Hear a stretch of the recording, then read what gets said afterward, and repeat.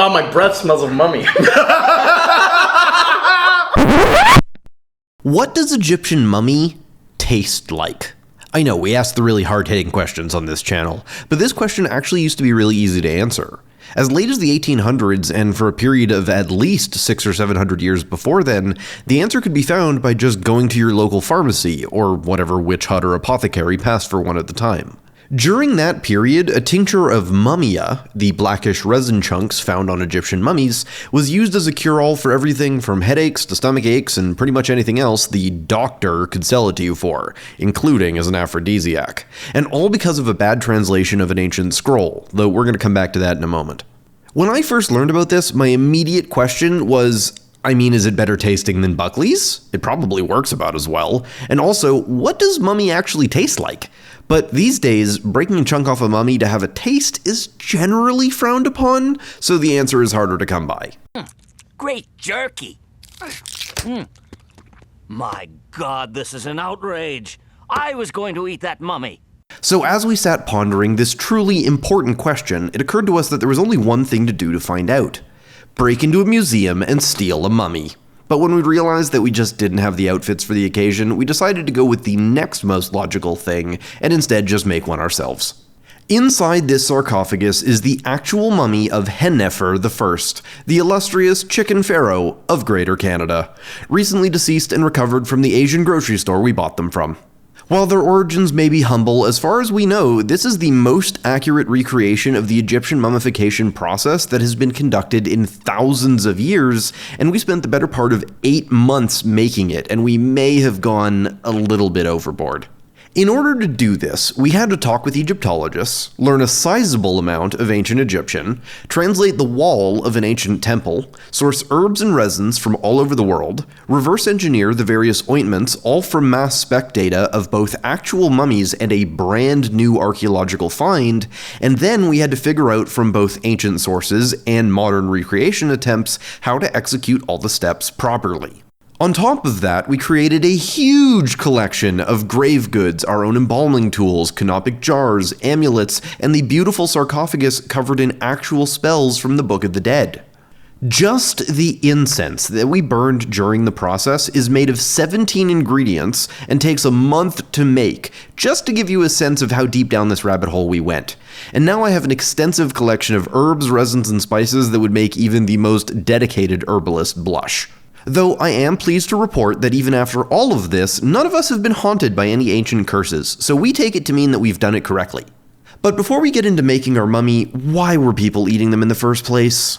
As I said, it was because of a bad translation. The Egyptian word for mummy wasn't mummy, it was actually sa'af. However, in the region, there was a black tarry petroleum product called mummia that had been used for centuries, the same way that we use products like Vaseline today. It makes a great sealant for wounds and was sometimes consumed as a tincture. Though, like all petroleum sources, the supply of mummia eventually dried up. And then, when Latin translators in the 12th century were trying to explain to people what mummia was and that they'd like to buy some, it got confused with the black resin found on mummies. Think about it, if the only description you had to go on was a black resin found in the ground with healing properties, you can see that it might be possible to mix that up with a black resin you found in the ground that happens to be encasing a weirdly well-preserved body, and in a special decorated magic box. Maybe it's a bit of a stretch, but Google didn't exist back then, and mistakes can happen. But that mistake led to an absolute shitload of cannibalism. So, better to maybe double check these things in the future. And with all that trade, tens of thousands or potentially millions of mummies were dug up, chopped up, and sold for parts. It was such a common practice that it was mentioned by Shakespeare, and it was those body parts that became the source of a really gross pigment aptly called mummy brown that many artists used to swear by. Remember, mummies are only rare because people ate them. And while this whole introduction may seem utterly revolting, and yeah, it is, you need to keep in mind that these bodies they were digging out of the ground weren't stinking corpses. On top of being weirdly well preserved, they were reported to smell awesome. To the ancient Egyptians, smelling good was to be close to God, and bad smells were associated with evil and darkness. So the process of mummification evolved over thousands of years to take a corpse which would otherwise rot and stink very quickly in the hot desert, and instead preserve it as quickly and efficiently as possible, while also making it smell as good as possible. And even ancient mummies were said to still smell faintly of spices or cinnamon even thousands of years later. So how do we make a mummy? Well, let's consult the assembly instructions. As you can see, there's a few things we need to prepare in advance. The first is of course the body. As I mentioned earlier, we're using a chicken from the grocery store, which means we won't have to remove the organs as that's already done. That's probably for the best, as this video already has a lot of bodies and corpses, and the demonetization robot is probably already having a fit. As such, our instructions reflect that and assume an empty body. Also, we won't need to remove the brain, as the Egyptians would leave it in for anything smaller than a sheep. It was removed primarily for considerations of rot, but if the animal is small enough, it'll dry fine and not cause issues. For that drying, we need an enormous quantity of a mineral called natron. This is a special salt that will be used to both fill and bury the body in to suck all the moisture out of it. We ended up needing over 60 pounds just for this small bird. We'll also need a variety of different ointments, oils, herbs, spices, and infusions to treat the body at the various stages, as well as a special glue to affix the bandages at the end. Unlike in the movies, where the bandages look like they're just wrapping toilet paper around a corpse, real mummy bandages are heavily glued on, practically encasing the body in an airtight glue-linen composite. And speaking of which, we'll need a ton of linen for various parts of the process as well. The main resource we used when designing our process was the past work of two groups who've attempted to make mummies before. The first comes from the olden days of 1997 and was the first attempt at complete human mummification, replicating the original process. However, it being the 90s, the quality of digitizing methods means that all of the images from the paper, and those shown during a talk the lead researcher gave, were incredibly blurry or looked like photocopies of photocopies. But it did contain a wealth of information on the mechanics of the process. The other group was led by a researcher named Dr. Salima Ikram. She's a specialist in animal mummies and wrote several papers about her attempts at the process, and she was kind enough to send them to us when we contacted her. Of the various papers she wrote, probably the most detailed was her team's attempt at mummifying a sheep, titled From Meadow to Embalming Table, which might be the cutest paper title I've ever seen in my life. But in her earlier work, she also mummified a rabbit, a cat, and some fish as well. Alright, let's get started by preparing our natron. Normally this is a mineral that was mined in the Natron Valley and is leftover residue from dried up lake beds. It was not only used in mummification, but as an everyday cleaning product as well, and without realizing it, you've used the modern equivalent, because the chemical composition of natron is about 84% sodium carbonate, also known as washing soda, 14% sodium bicarbonate, also known as baking soda, and 2% sodium chloride, also known as table salt. So to make our natron, we just have to mix those things in those proportions. We repeatedly added small amounts of each, cycling through the various ingredients while mixing to make sure the blend was homogeneous. And this was our first hint at just how unbelievably labor-intensive this process was going to be. With our natron prepared, we can work on the body. Normally, there would be organs inside that needed to be tended to, and this brings us to the topic of canopic jars. Here's the set that we made for our mummy, but you may be surprised to find that a lot of the time there were no organs in these. Originally, the organs would be removed and dried in natron with the rest of the body before being put into jars. And the exact number of jars and the depiction of the gods on the lids changed a lot over time. In fact, originally they literally were just jars with very little ornamentation. But as history stretched on, a new process was developed. Rather than carefully removing the organs, cedar oil was just pumped into the corpse via their butt, and then they were plugged up like a bottle of champagne. Once the bottle had been dried in the natron, the internals will have liquefied, and could literally just be drained away. Again, much like a bottle of champagne. But the tradition of canopic jars stuck around, so eventually they became not even hollow jars, but rather just votive statues. Since we're using a gutless bird, we're going to be using the jars in that spirit.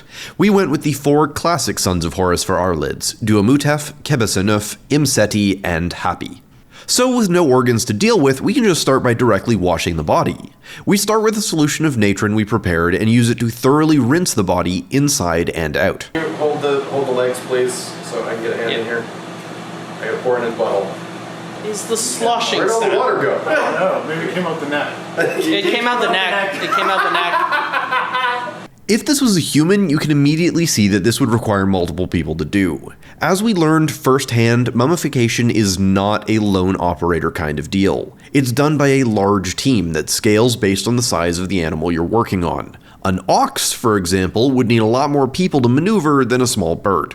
After the saline natron rinse, the body was dried off and we prepared the next wash. In this case, white wine mulled with myrrh and cinnamon. We wanted to use date wine as that would have been more accurate, but we couldn't find any and never had time to brew our own. We did, however, use the highest alcohol content wine we could find. Again, the body is rinsed well and scrubbed inside and out, before being dumped out and emptied, then once again carefully dried. As you might imagine, this is not a dignified part of this process, and one where it's a little hard to keep one's composure. That's the shot I'm looking for. The last wash was actually done with an oil, in this case, cedar oil. This immediately starts to make the skin look more golden, which the Egyptians would have appreciated, and it helps the body to smell much better. Especially if the corpse was a little bit old, this small treatment would go a long way. But also, cedar oil has strong antimicrobial properties, so also acts sort of as a disinfectant. After it's been properly anointed, the internal cavity was stuffed with linen bags filled with natron. These are simple to prepare by just making squares out of linen, putting some natron on top, and then tying it off with string.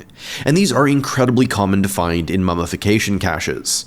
Then the body was secured to various bits of wood so that it was basically in the position we want it to be once it's dried. If we don't do this now, the body is going to be way too stiff once it's dry to reposition, so it'll be stuck in whatever pose we bury it in. Another interesting note is that the traditional drying period was 35 days in natron, followed by about a month of further post-processing treatments and air drying, though this all could vary. This is because at about 35 days, an average human body should be just dry enough that it can be still mostly repositioned, but dramatically lighter and easier to maneuver. Any more and it gets too crunchy and you risk breaking things. Though since we're doing such a small animal, our bird will be fully cooked by 30 days, so we have to do almost all of the positioning in advance. But with that, it was time to move her into the drying chamber.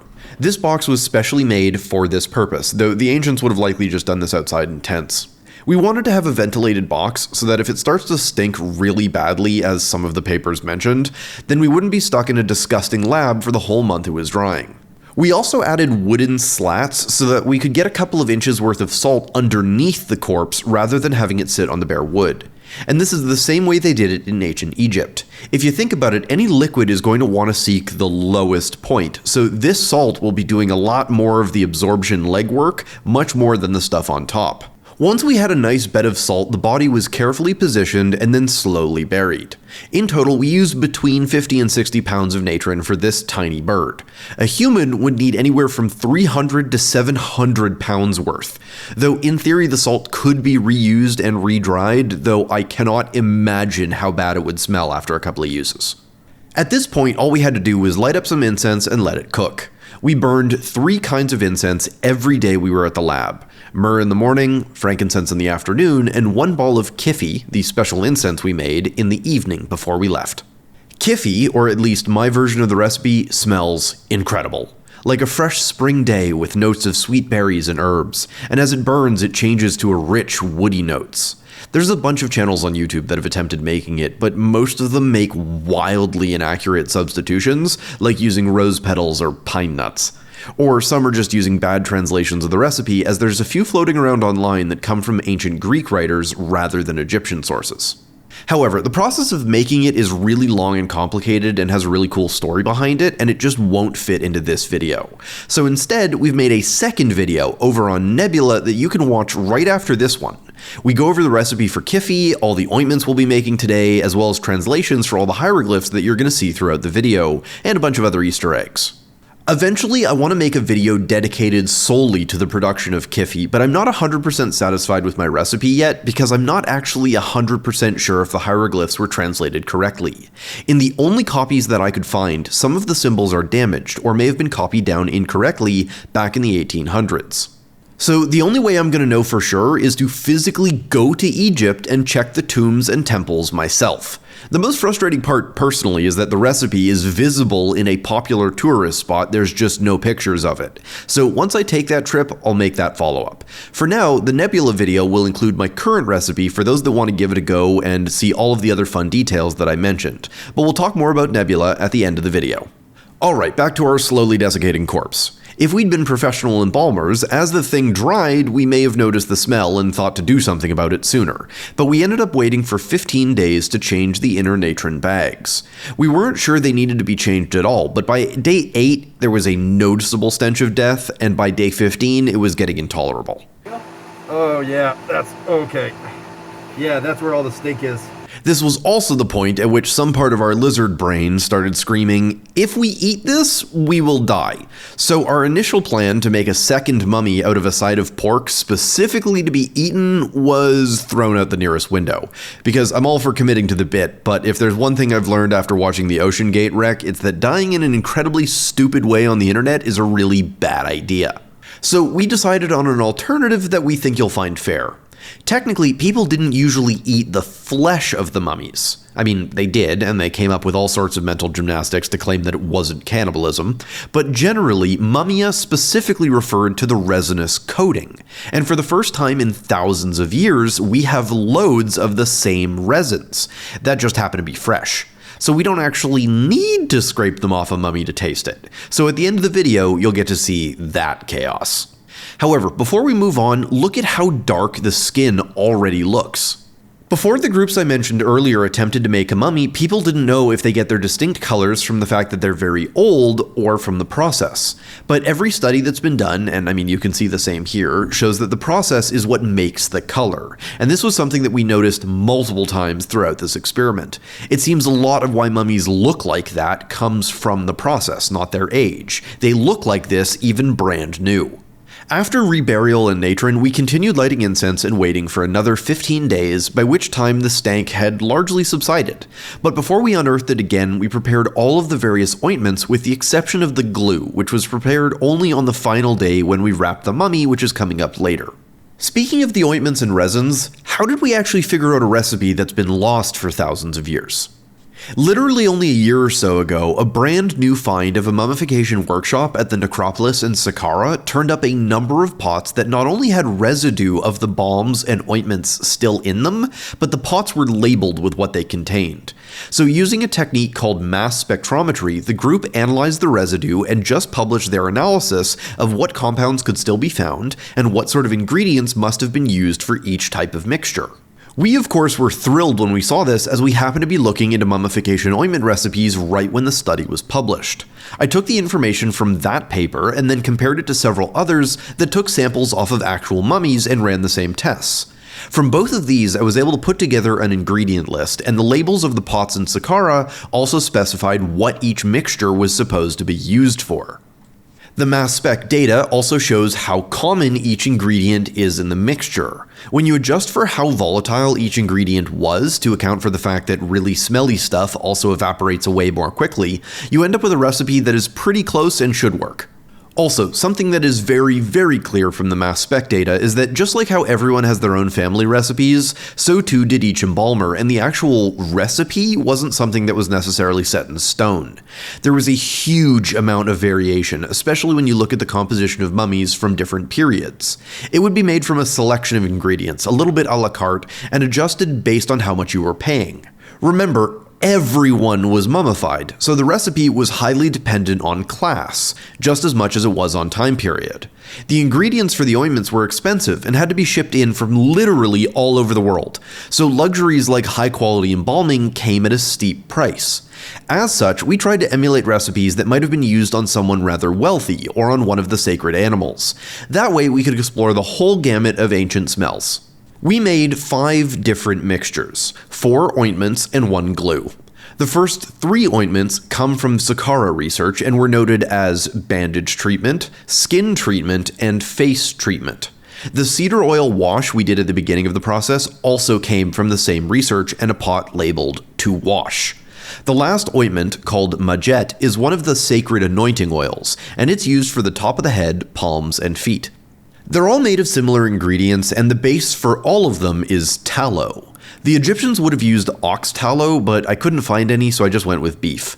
But you can actually tell specifically that the animal fat comes from a ruminant animal just from the mass spec data, which I thought was really cool. To the tallow, various amounts of different resins and oils are added. These include ones from the Philippines called alemi, pine resin from a specific species that grows near Egypt called Aleppo pine resin, mastic gum from pistachia trees in Greece, as well as cedar and juniper oil. I also used moringa oil as a neutral thinner for some of the recipes, and also some called for beeswax. Each of the solid ingredients were ground in a mortar and pestle to help speed up how quickly they dissolve, as otherwise it can take a really long time. In order to heat and melt everything, we created a sort of ye old Bunsen burner and stand using an oil lamp and an upturned terracotta pot. All things Egyptians definitely could have made, though we don't know if this is how they heated the mixtures. But this is a reasonable choice and it gives fine control at low effort. We also use these cute little terracotta cups as our brewing vessels, so it's only stuff that they would have had access to. As we worked, we would regularly consult the papyrus scroll we prepared with the recipes to make sure that things were being measured out correctly. Generally, we would add the tallow first and then the various resins and oils, and then just heat and mix everything until it was combined. The differences between the treatments are as follows. The skin treatment is much runnier, as we want it to soak into the skin to return some suppleness and motion to the body so it can be finally positioned without cracking. The face ointment is more gelled and includes beeswax to give it a more protective layer to the face. And the bandage treatment also includes some wax but is much richer in aromatic oils and was mixed to be very firm at room temperature. After all, we don't want a mummy to look soggy, it should be nice and solid. Finally, the majat, the holy oil, is more focused on smell. It contains cinnamon, myrrh, and pine resin along with cedar and juniper oil, but it also contains a plant called madder which acts as a rich red dye. This is why this mixture was also used as a makeup in more daily or religious life outside of mummification. All of the leftovers from this process, as well as large amounts of myrrh, cinnamon, and frankincense, were ground up and mixed into sawdust. This will be stuffed into the body cavity to prevent it from collapsing, and it goes a long way to hide any remaining smell emanating from the putrefied internals. With all the ointments and other materials prepared, it was time to unearth the body. This time, very little had changed, as the body had already been fairly dry by day 15. We then spent the better part of an hour or two carefully cleaning the natron off of and out of the body. This meant chipping off the larger pieces, as well as using brushes, scoops, and pokey tools to get off as much as possible. It was slow work, but in the end we were left with a thing that already looked a whole lot like a mummy, but its transformation was only just beginning. Now it's time to oil it. We started with the majat, oiling first the comb at the top of the head, and then the tips of the wings, and finally the feet. Though even anointed in holy oil, I don't think these gnarly gangle toes are going to be breaking any records on wiki feet anytime soon. Next up, it was time for a little facial for our queen. In humans, the eyes typically would have been removed and replaced with fakes, but our bird actually kept theirs intact, and so it just didn't seem necessary. After their facial, it was time for the full body treatment. The skin treatment was melted first because we really wanted to soak in, but at this point something interesting happened. As we coated more of the body, the smell started to quickly disappear and be replaced by the pleasant smell of the ointment. And it started to look more and more like a nice roast Peking duck, which was a weird bit of mental dissonance, especially with the interesting bouquet of smells in the room at the time. But from this point on, it only began to smell better and better as more of the process was completed. Right after applying the final oil, it started to smell so nice that you could easily forget you were handling a corpse. Once everything was well oiled, we used some rope to do a final bit of positioning to the body. We knew at this point how wide it could be to still fit into the sarcophagus, and its knees needed to come in a fair bit. When it was ready, we brought it back upstairs and laid it on some linen on the pile of natron. And of course, lit some more incense. This way, the body will have time to sit and absorb the oil in a nice dry environment and be further smoked and infused by the incense. Now, speaking of the sarcophagus, this is another area where a ridiculous amount of work was put in. Did we need to do this? No. Would it have affected the taste in any way? Also no. But if we're going to have a mummy around the office, it needs a proper case. The sarcophagus base was carved from wood by hand by my awesome dad. His name is Danny, and he is, amongst many other things, an award-winning wood sculptor in his spare time, and was thrilled when I asked him to make the sarcophagus for this project. But probably not as thrilled as I was when he came to the lab to deliver it after weeks of work. Oh, I'm so excited. I feel like I'm presenting like, I hope that's okay? Yeah, that's perfect. Yeah, it's perfect.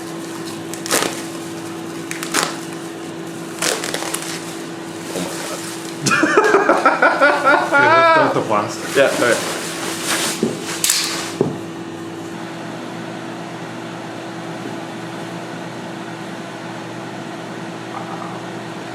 Like that, you just need to support your hair a little bit. Oh, rough Ron, he fits in there great. What was I struggling about? Ta-da! Perfect! Perfect. Though even in its beautiful state, it is not even close to finished, because we wanted to go the full mile. So first off, I spent the better part of 3 days carefully gilding it. We're using fake gold for this, which has a very different texture than real gold, but looks basically the same in the end. Though none of us are professional gilders, so at times it did have a little bit of an Easter chocolate bunny look. Once it was fully gilded, we did the first of several coats of varnish to protect the brass so it doesn't tarnish. None of this is period accurate, but it was a lot of fun. And then, with one very shiny chicken box in hand, it was time to paint it. I ended up doing a lot of this off camera because it was just so many days of work, but I tried to incorporate as many elements from real sarcophagi as possible. Specifically, all the writing on the outside of the sarcophagus is usually a mix of two things: spells and the story of the person inside's life. I don't know how this chicken lived, so I went with 100% spells. And for that, I picked up several copies of the Book of the Dead and picked ones that tended to make sense.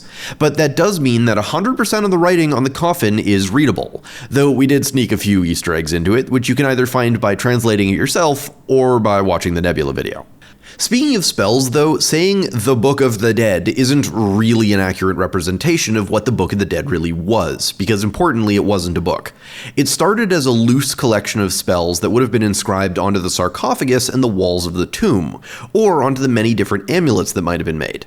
Over time, the spells started being inscribed onto the bandages of the mummy, and this is actually where we get a lot of the early versions of the book from.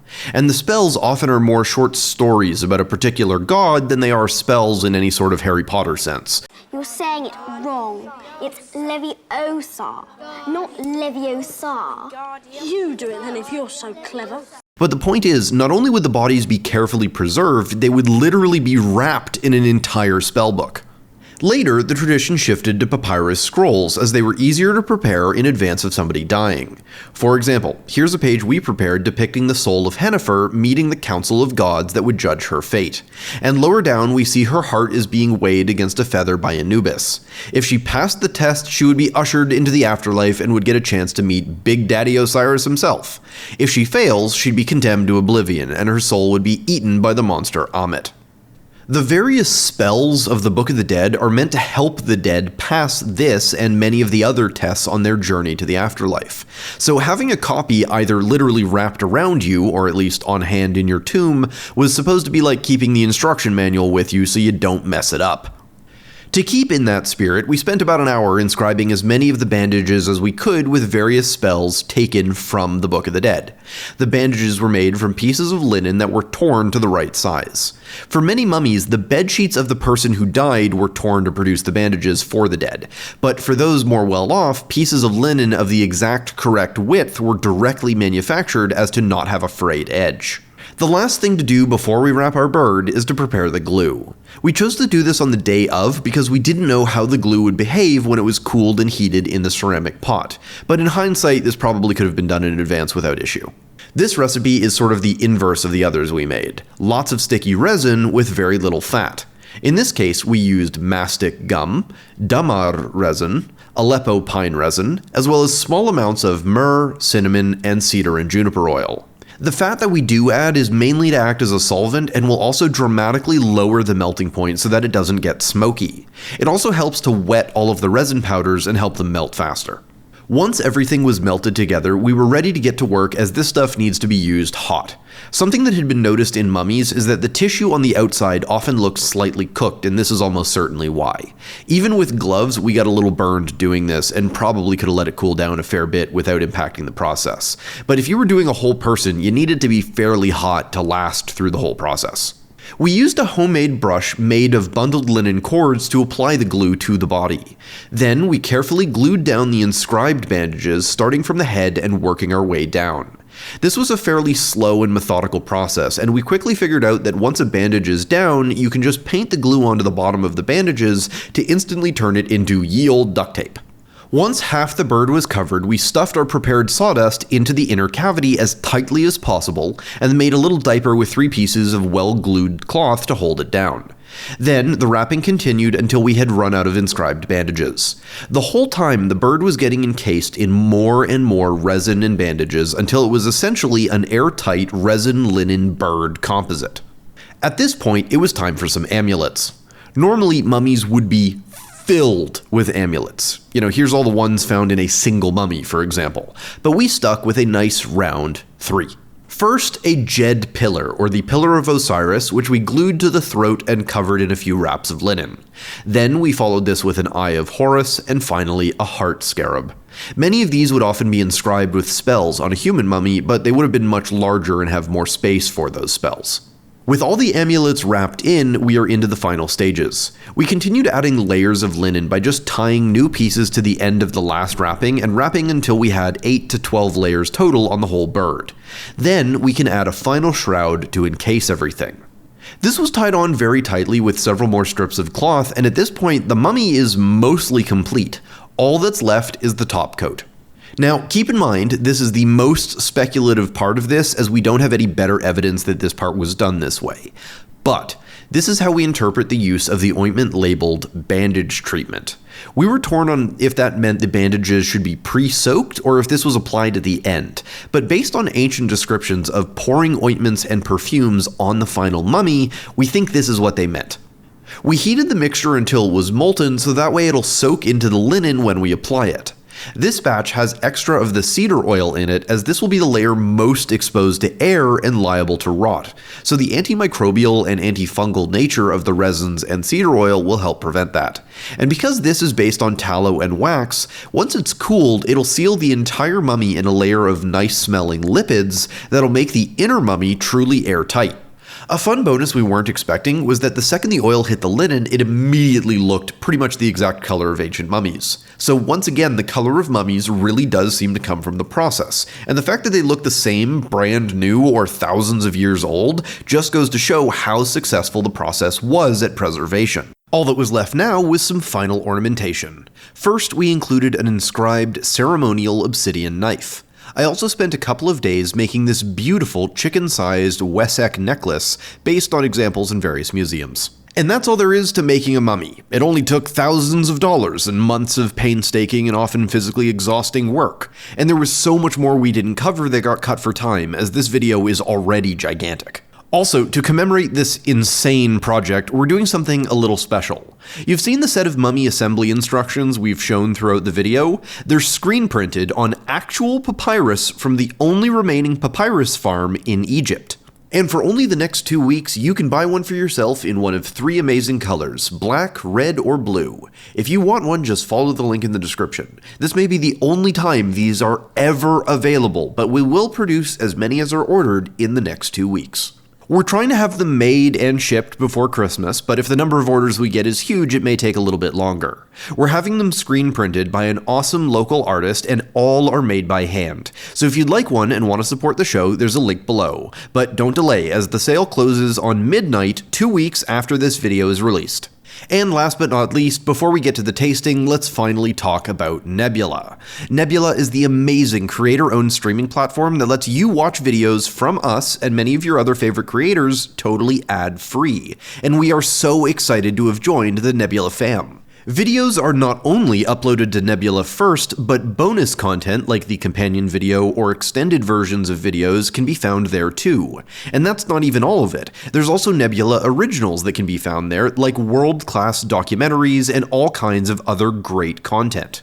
Because the content is all completely ad-free, Nebula is based on a subscription model. But if you go to nebula.tv/thethoughtemporium, you can get a yearly subscription for 40% off, and as low as only $30, or about $2.50 per month.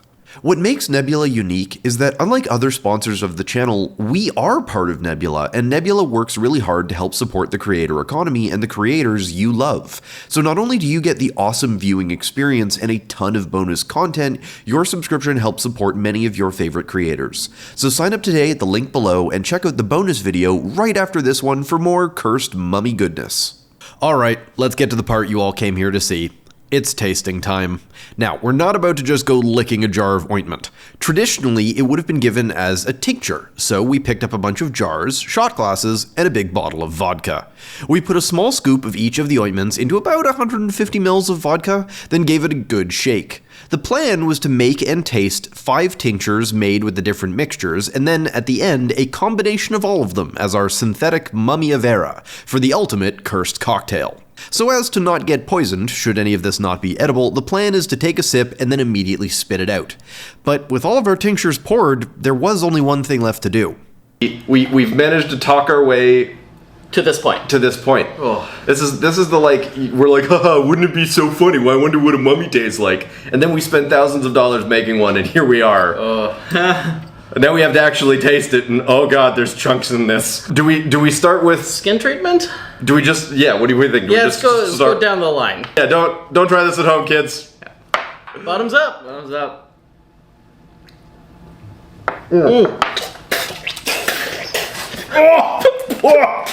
Oh, it's so much worse than I thought. Oh, Jesus, and it just gets worse. Spicy, actually. I know, why is it spicy? So this one is, what is this one? This one is face treatment. All right, this is like drinking mascara.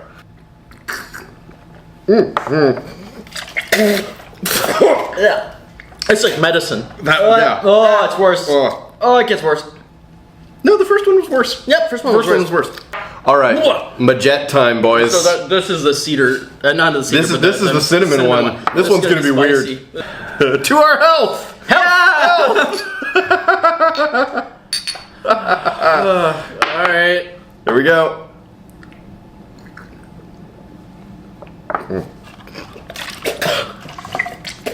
Oh, that one sneaks up on you.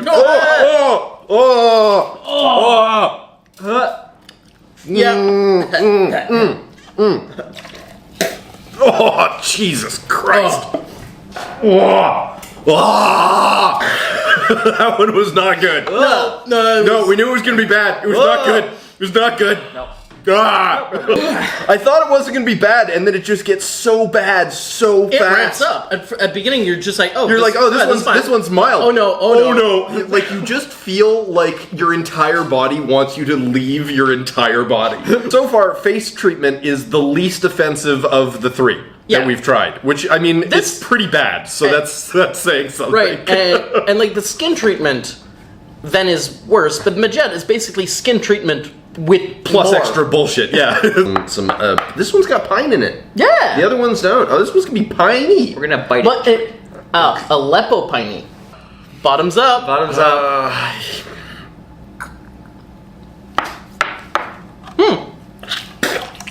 I mean, that one was fine. I've had worse tasting shots. Yeah.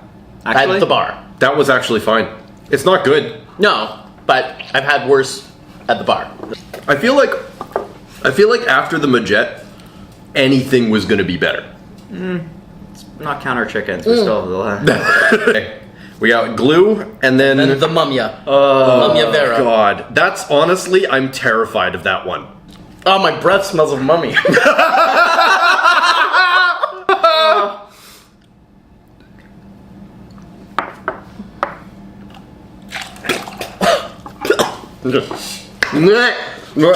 Oh, that's. Oh god, I came back up. So you know how we say don't huff glue? Don't eat it either. Don't drink it. Don't drink glue. Don't drink glue. We're professionals. Yeah. You have a master's degree. Oh, yours has a chunky in it. Oh, they all do. Yeah, this Oh, one's... delicious. Okay, just avoid the chunkies. Avoid the chunkies. Avoid the chunkies. Wait, I gotta...